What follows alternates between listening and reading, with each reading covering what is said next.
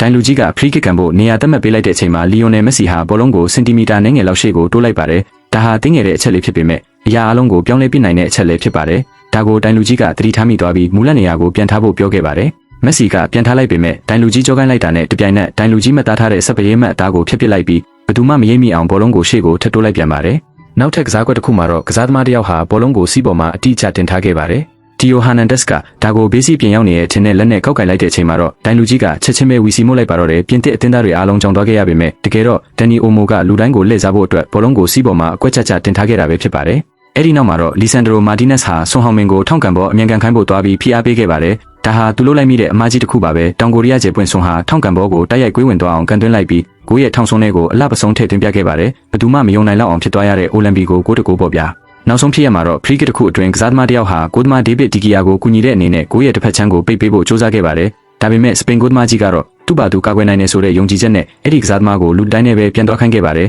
ဒါဟာလုံးဝကိုမိုင်းရင်နဲ့ဆုံးဖြတ်ချက်ဖြစ်သွားခဲ့ပါတယ်ကန်ချက်ထွက်လာတဲ့အချိန်မှာတော့ဘောလုံးဟာအဲ့ဒီကစားသမားအစောပိုင်းကရက်နေခဲ့တဲ့နေရာတွေကနေကိုရဲကိုဝင်သွားခဲ့ပါတော့တယ်ဗျာအခုလိုစိတ်ဝင်စားဖို့ကောင်းတဲ့ဘောလုံးလောက်ခဲ့တဲ့အခိုက်အတန့်ဗီဒီယိုတွေကိုတင်ဆက်ပေးသွားမှာမလို့အကောင့်လေးကို follow လုပ်ပြီး Ronaldo ရဲ့ပရိသတ်တယောက်ဆိုရင် CR7 လို့မှတ်သွားပါအောင်နော်